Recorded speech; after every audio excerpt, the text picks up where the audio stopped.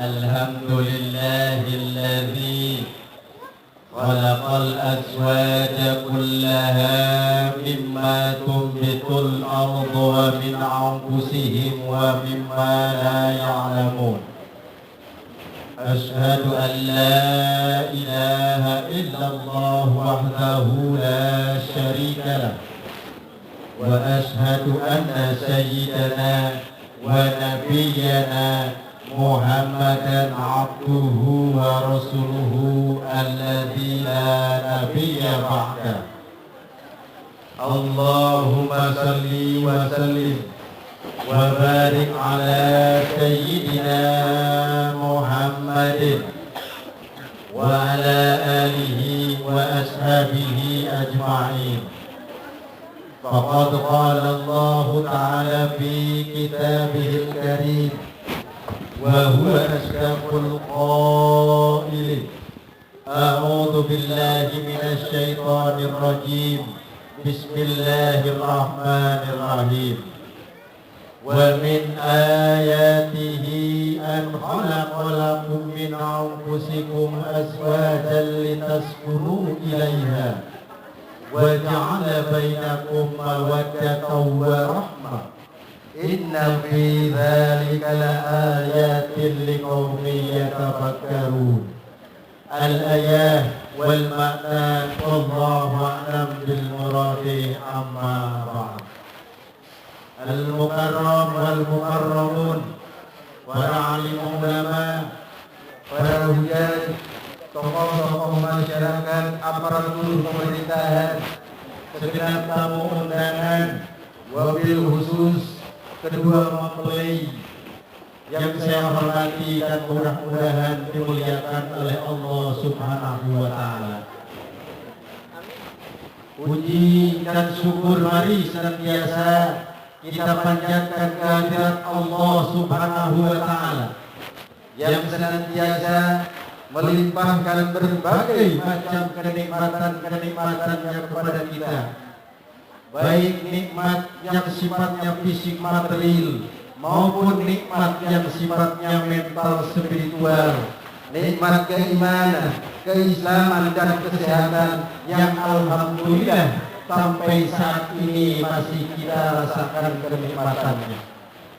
Yang mana dengan kenikmatan-kenikmatan tersebut, dalam kesempatan yang berbahagia ini kita bisa melangkahkan kaki, meluangkan waktu untuk menghadiri dan menjadi saksi sakralnya akad nikah antara anak-anak kami ini. Mudah-mudahan langkah kita mendapatkan balasan dari Allah Subhanahu wa Ta'ala. Amin ya Allah ya rabbal alamin. Shalawat ma'asalam ayat makrudatan bita'lim, semoga tercurah kepada junjungan kita baginda yang mulia Rasulullah Muhammad sallallahu alaihi wasallam, keluarga, sahabat dan para pengikutnya, termasuk kita yang hadir di tempat yang berbahagia ini. Amin amin ya Allah ya Rabbal. Ini disuruhnya tausiah singkat sama MC. MC kan orang paling sakti dalam sebuah acara. Siapapun dia, kalau belum dipersilahkan sama MC gak bakal ngadeg doang. Makanya atur nuhun MC. Sampai jam berapa ini MC? Ya, kultum katanya, kultum ngomongin kawin maka bakal cukup ini 7 menit. Pak, Bu, ini habis nikah, naon coba dinikah? Hah? Tak nikah mah tuh katanya habis dirapalan. Nikah tuh lamun cak kurang Sunda, muncak orang Sunda, nungarana nikah teh eta tina bahasa Kirata. Ngerti itu bisa bodoh ya. Saya mah panganten lalaki orang Sunda, panganten orang Sunda. Cek orang Sunda mah tina bahasa Kirata, dikira-kira tapi nyata nungarana nikah tuh kayak kursi cokor di sisi. Makanya nikah G artinya itu adalah nindihan anggota-anggota. Wes, Iya, itu nikah orang Sunda. Tetapi menurut agama Islam, yang namanya nikah itu berasal dari bahasa Arab. Ya, terus diterjemahkan karena bahasa Indonesia jadi kawin. Maka sering disalahgunakan tuh bujangan-bujangan anu rada kecil mah. Naon cenah? Tah naon memang bedana nikah jeung kawin? Barang jawab naon? Ari nikah mah pake surat, cenah di KUA. Ari kawin mah pake urat. Astagfirullah. Teu nyambung beda. Ibu-ibu hadirin sekalian yang saya hormati dan mudah-mudahan dimuliakan oleh Allah Subhanahu wa taala. Tadi nikah itu seperti itu. Makanya Imam Syafi'i mengatakan yang namanya nikah itu adalah akad untuk menghalalkan berhubungan suami istri dengan syarat-syarat tertentu. Itu nikah. Lalu untuk apa nikah?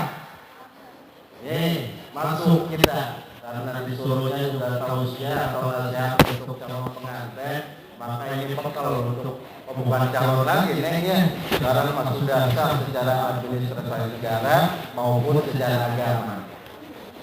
Tujuan dari pernikahan dalam Islam itu tercantum di dalam Quran surat Ar-Rum ayat yang ke-21 sebagaimana tadi sudah banyak dibacakan. Yakni litaskunu ilaiha wa ja'ala bainakum mawaddatan wa rahmah.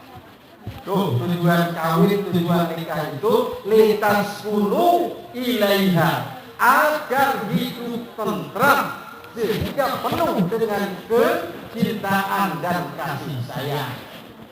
Itu tujuan pernikahan. Lalu semua pasangan menginginkan keluarga yang dibangunnya menjadi keluarga yang sakinah, mawaddah, warahmah. Iya kan ya? Yang bagaimana tuh keluarga sakinah, mawaddah, warahmah? Lucu deui lamun Islam mimah aya keluarga yang saking pengen sakinah, mawaddah, warahmah para mempelai laki-laki Pak Ustaz juga mimah. Saking pengennya punya anak 3 kebetulan, yang pertama diarani di ngaranan si sakinah, yang kedua diaranan si mawaddah, yang ketiga diaranan si rahmah. Ya udah karena jadi sakinah, mawaddah, warahmah. Bagus, hakikatnya bagus. Tetapi menurut Sayyid Qutb di dalam tafsir Bidinalil Quran bahwa yang namanya kehidupan sakinah, mawaddah, warahmah itu adalah keluarga yang dalam kehidupan rumah tangganya dipenuhi dengan perasaan tentram, nyaman, ikhlas di dalam menjalankan fungsi-fungsi rumah tangga. Nyaman. Dan fungsi rumah tangga itu pertama fungsi biologis, hubungan suami istri, fungsi pendidikan nanti mendidik anak, fungsi pengelolaan nanti ngurus duit ya dalam keluarga. Kemudian fungsi pelayanan, coba bayangkan tehir tewalahir, bau sinuk akan dulu gente tiba-tiba nanti harus paling berbakti keduanya. Apa landasannya kalau bukan aturan agama? Maka muncul rasa ikhlas dalam melayani. Tuh. Jadi yang namanya keluarga sakinah, mawaddah, warahmah adalah keluarga yang dalam proses perjalanannya dipenuhi dengan perasaan tentram, damai, nyaman di dalam menjalankan fungsi-fungsi rumah tangga. Mau nggak seperti itu? Saya nggak mandang ke sini, ini mas segala macam juga masih hangat. Yang pahit juga manis, kayak kotok juga rasa coklat. Ini yang sudah pengantin lawas yang perlu digedor mah. Yang ini mah masih hangat-hangatnya sebetulnya mah. Ya Pak Ustadz ya. Ini punten ini Pak Ustadz. Oh sudah berapa menit ini? Bodoh lah hari ini ngomong mah bisa ditahan-tahan. Sambil nungguan, sambil ngantor. Maaf, pemirsa dalam tiktokan di bahasa ini. Lalu persoalan bagi kita, Bagaimana cara agar keluarga yang kita bangun menjadi keluarga yang sakinah? Karena keluarga sakinah itu bukan kata Mbah Tarno, Salabim jadi apa, rok keluarga sakinah. Tidak bisa. Keluarga sakinah itu harus melalui proses yang sangat panjang. Sehingga menurut Syekh Nawawi Al-Bantani, kalau kita ingin menerapkan kehidupan yang keluarga sakinah dalam kehidupan rumah tangga kita, setidaknya ada beberapa hal yang harus kita lakukan di dalam membina kehidupan rumah tangga itu. Apa diantaranya? Yang pertama, pahami dan jalankan tugas dan fungsi serta kewajiban masing-masing dalam keluarga menurut syariat agama. Satu, kalau keluarga kita ingin sakinah mawaddah warahmah, maka langkah yang harus kita terapkan pertama kali, jalankan tugas dan kewajiban kita sebagai suami istri sesuai dengan syariat agama. Apa yang menjadi kewajiban? Ini kita bahas bekal nanti ya.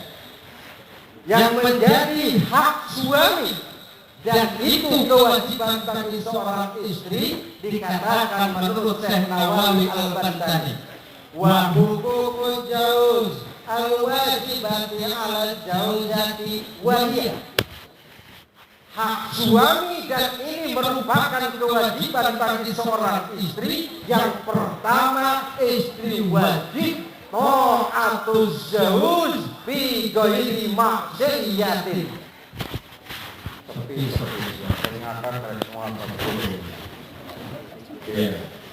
yang pertama yang harus dilaksanakan oleh seorang istri, ta'atuz zawj bi ghairi ma'siyatin. Tunduk dan patuh taat kepada suami selama suami tidak menyuruh kepada kemaksiatan kepada Allah.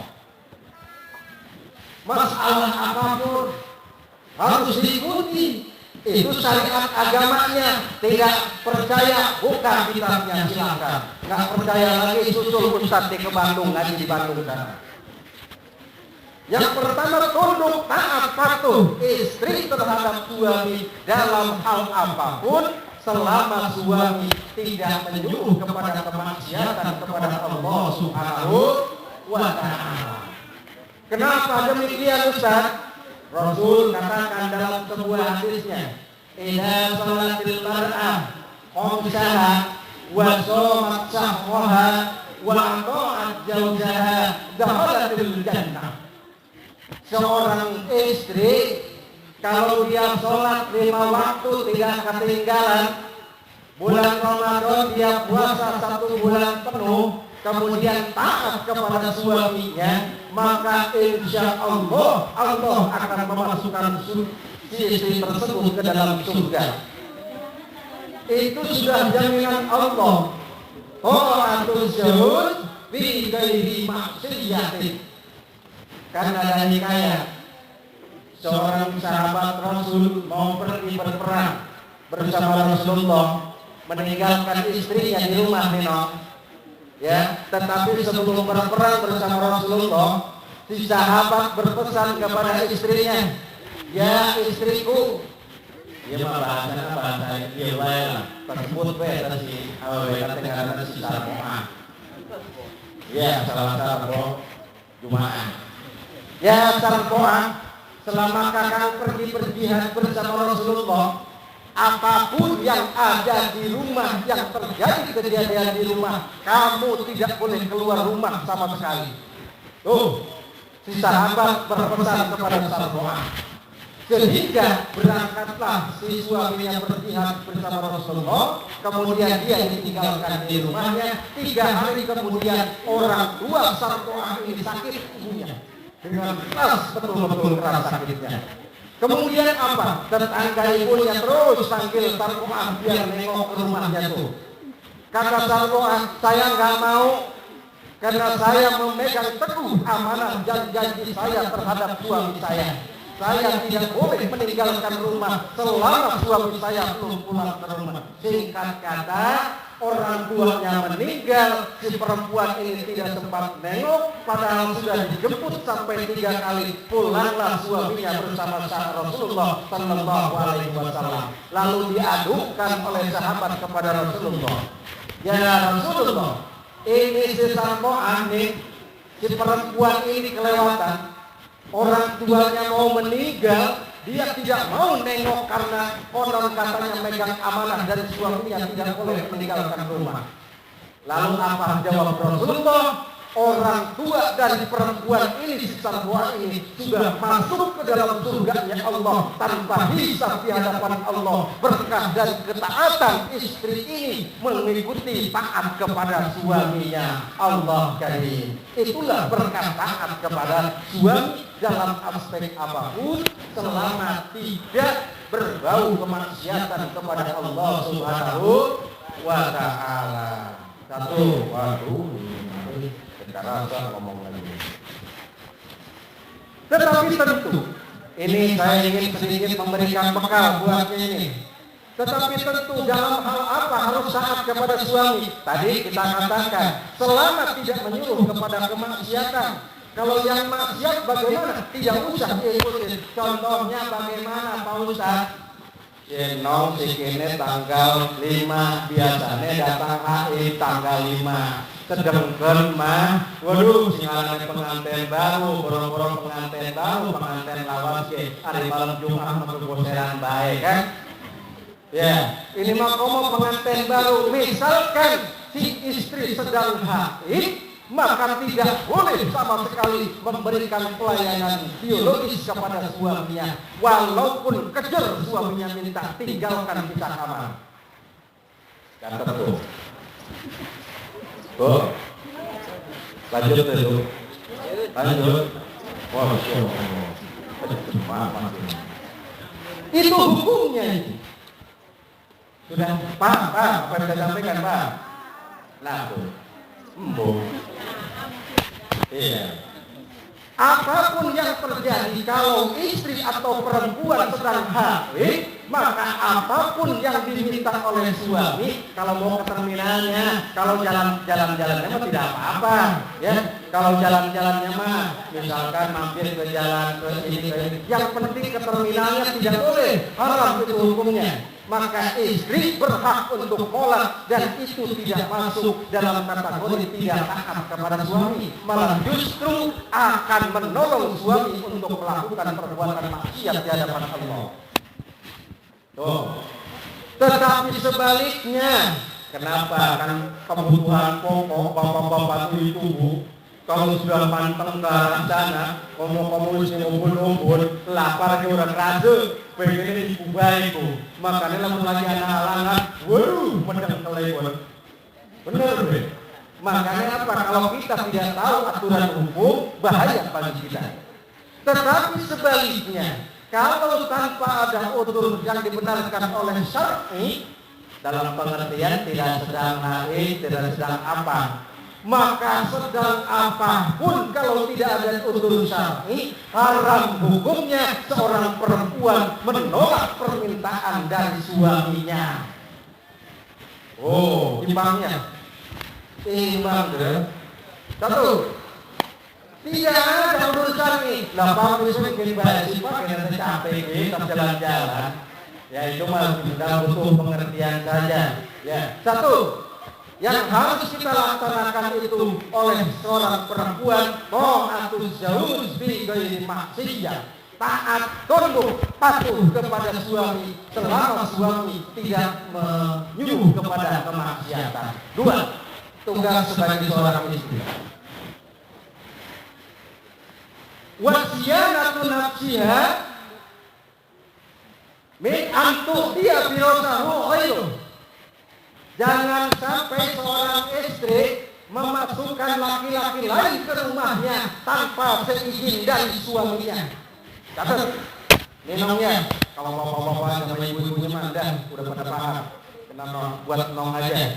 Ya, kangge si topan, kanggo nong dia mah. Ya, yakni dia tidak boleh memasukkan laki-laki lain ke rumahnya tanpa seizin suaminya. Bimana bagaimana Pak Ustaz? Jadi untuk menghindari fitnah, lebih baik hanya lagi bekerja kemana-mana, gas habis di rumah. Lebih baik kalau ada yang nganterin gas ke rumah, laki-laki bisa nong, ya. Misalkan lebih baik nong sudah Kang di depan saja, biar nanti saya yang masukkan. Itu akan menghindari fitnah. Wasyanatun nafsiyah, harus menjaga kehormatan dirinya. Nih, hati-hati zaman Cikima, zaman celebek tuh. Celebek, tahu nggak celebek? Zaman PSBO, kok Facebook, ayo ibu-ibu 7 mulut main Facebookan. Terjadi celebek lagi.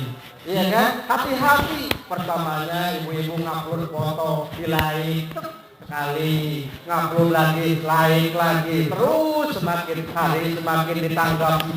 Usianya sudah 70 tahun ya, tapi masih cantik bisa. Aduh, ketarik terus, nunggu. Kopi darah bahaya. Hati-hati. Ya, kedua, perempuan atau istri harus menjaga kehormatan dirinya. Ini dari Express lah. Sebetulnya saya itu kalau pengajian biasanya mah 7 hari 7 malam nggak habis kalau sudah ngomong, bohongnya barangkali. Yang ketiga, yang menjadi tugas dan tanggung jawab serta kewajiban yang harus dilakukan oleh seorang istri itu adalah tadi taat terhadap suami, menjaga kehormatan. Yang ketiganya watar mutalabatiha bima fawqal hajat walau alimat qudrata. Paham boten? Ngerti itu? Betul. Tidak mengerti. Wah, ini kata Ustaz benar. Itu benar harus disampaikan. Betul saja. Watarkum mutalabatiha, seorang perempuan istri harus meninggalkan perbuatan mutalabatiha, meminta sesuatu kepada suaminya bima fawqal hajat, melebihi kebutuhan dan kapasitas atau kemampuan suaminya, walau alimat qudrata, walaupun si istri tahu berapa besar kemampuan suaminya. Ini mah kena wong lanang mah hebat terus-terusan gitu. Ya. Masya Allah. Itu jelas secara dikatakan. Ya, watarkum mutalabatiha bima fawqal hajat. Tidak percaya, silakan buka dalam kitab karangan Syekh Nawawi Al-Bantani. Kitabnya namanya Uqudul Jan. Silakan, di situ ada jelas. Kalau kita nggak mengikuti ulama, mau ikut siapa kita? Ya kan? Karena ulama itu jelas keilmuannya. Di sana dijelaskan. Harus meninggalkan meminta sesuatu kepada suami, melebihi kebutuhan sehari-hari dan melebihi kapasitas atau kemampuan suami. Lambo kalau suami kita seharinya atau sebulannya income-nya, gajinya 5 miliar. Kalau kita satu hari butuhnya 200 juta, ya sudah itu saja yang kita minta. Walaupun suami mampu menghidupi kita satu hari 500.000. Apa jadinya kalau seperti itu? Berarti tanda kita bukan al-mar'ah sholihah.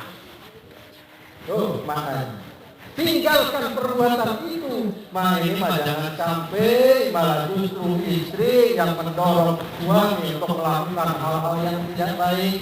Istrinya saking hedonis, kepentingan sehari-harinya membludak mulu. Suaminya memang jujur, tapi pangkatnya tinggi di kantor. Barang dalam tetangganya anak buah, padahal mah di kantornya, Pak sini deh. Apa Bu? Coba lihat Pak.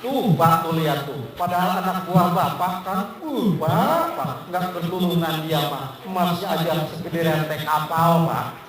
Iya. Padahal anak buah Bapak. Malah Bapak masuk mene doang Pak. Si Pak Mbak apa di kantor. Jangan sampai suami dihitungkan oleh istrinya. Apalagi zaman sekarang nong ya, ada apa kan TPPU begitu ya nanti kena tuh. Bukan tidak hejo dong sama duit mah tidak, bukan. Harus hejo, tetapi harus ditelisik dulu. Tuh, yang pertama taat terhadap suami, yang kedua apa tuh? Harus menjaga diri, yang ketiga harus meninggalkan perbuatan-perbuatan yang tidak sesuai dengan kebutuhannya. Kalau perempuan tidak melaksanakan perbuatan seperti itu, tidak taat kepada suami, maka masuk dalam kategori nusuz hukumnya.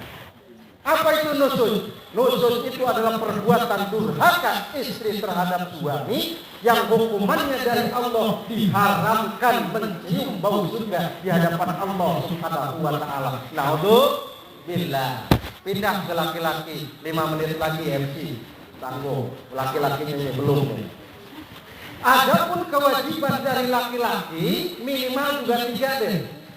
Yang pertama yang harus dilakukan oleh laki-laki adalah wa ta'limuha ma tahtaju ilaihi min furudil ibadah. Suami wajib mendidik, wajib memberikan ajaran terhadap istrinya min furudil ibadah, dari fardu-fardunya ibadah, wa sunaniha, dan sunat-sunatnya ibadah, walau ghairu sunnatin muakkadatin, walaupun itu bukan termasuk pada kategori sunat muakkad. Ini mah jangan sampai, ini mah di kampung lain, di sini mah enggak. Nikah sudah 20 tahun, suami istri tidak hafal doa mandi junub acan. Jangan sampai suami istri sudah 20 tahun tidak bisa berdoa untuk memperoleh keberkahan dalam melakukan hubungan suami istri.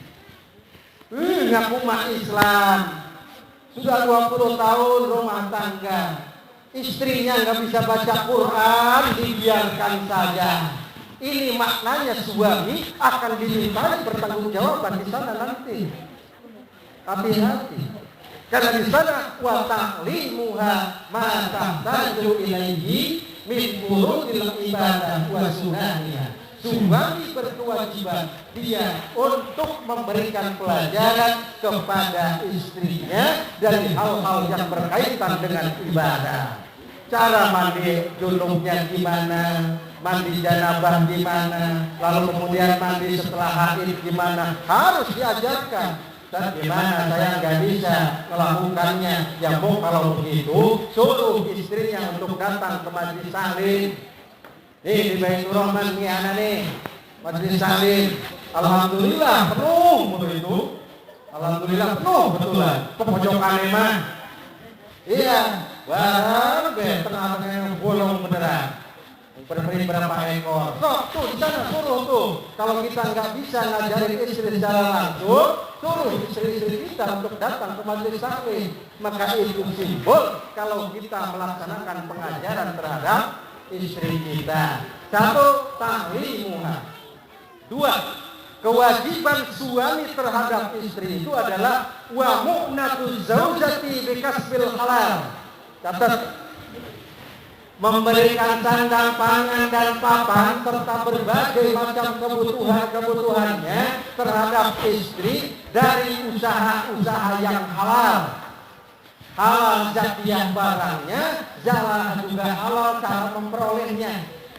Kita harus ingat bahwa kalau ada zat-zat makanan yang masuk ke dalam tubuh kita dihasilkan dari barang yang haram, bisa cara mendapatkannya ataupun zatiah barangnya, maka hakikat darah yang mengalir di dalam tubuh kita adalah darah api neraka. Naudzubillah. Ini kedokteran sudah membuktikan, Bu. IQ anak-anak rendah salah satunya adalah karena tidak memelihara sari-sari dan zat makanan yang masuk ke dalam tubuh kita. Hati-hati, maka suami berhak dan wajib untuk melakukan perbuatan menafkahi istrinya dari perbuatan atau mencari nafkah yang halal, zatiah barangnya maupun cara untuk mendapatkannya. Itu saja barangkali, karena tadi sudah dikatakan berangkat dari Bandung itu bangda 10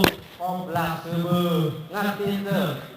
Ente, lamun qoblah eta acan subuh, tapi qoblah teu geus subuh, tapi Jan sebe makanan udah siap kayaknya mah itu, insya Allah. Mudah-mudahan apa yang saya sampaikan menjadi bahan renungan untuk anak-anak kami ini, dan kita doakan mudah-mudahan keluarga yang akan dibangun oleh anak-anak kita ini menjadi keluarga yang sakinah, mawaddah warahmah, keluarga yang mampu bersyukur ketika mendapatkan kenikmatan dari Allah Subhanahu wa taala, dan mampu bersabar ketika mendapatkan musibah dan ujian dari Allah Subhanahu wa taala, serta mendapatkan keturunan anak-anak yang soleh dan solehah, anak-anak yang sehat fisik, jasmani dan rohaninya, serta mendapatkan anak-anak yang mampu berbakti kepada agama, bangsa dan negara, terutama kedua orang tuanya, seperti keluarga yang sudah dibangun oleh Rasulullah Muhammad sallallahu alaihi wasallam. Amin ya Allah ya rabbal alamin.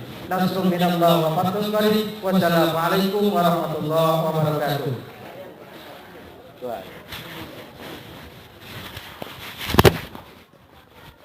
Allahumma salli wa sallim wa barik ala sayyidina Muhammadin fil awwalin wal akhirin wa barik wa sallim wa radiyallahu tabaraka wa ta'ala an kulli sahabati Rasulillah ajma'in. Amin ya Allah ya rabbal alamin. Alhamdulillahi rabbil alamin, hamdan syakirin, hamdan na'imin, hamdan yuwafi ni'amahu wa yukafi mazidah. Ya Rabbana lakal hamdu kama yanbaghi li jalali wajhikal karim wa 'azimi sultanik.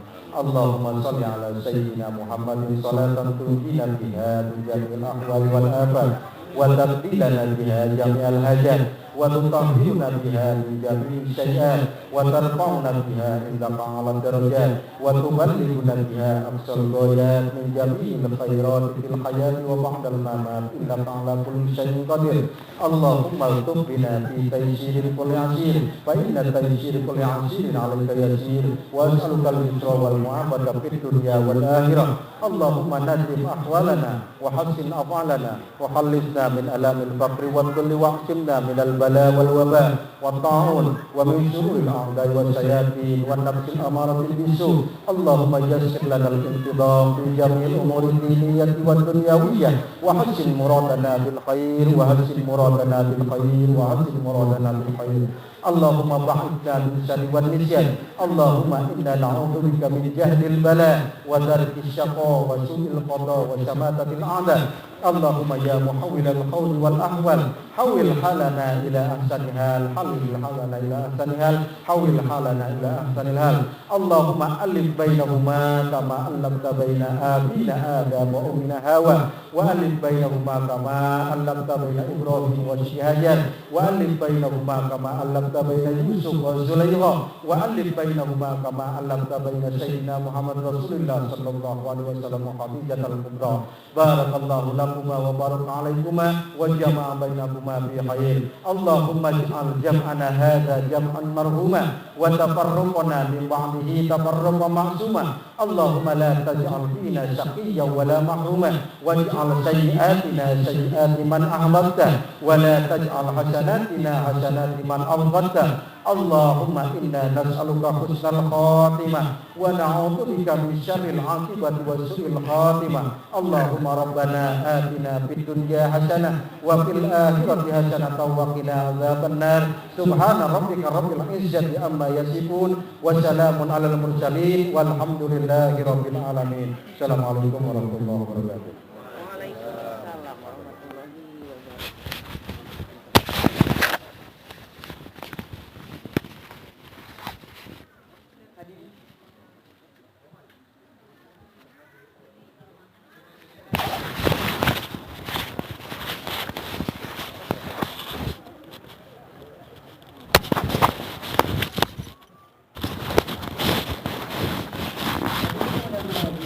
Tadi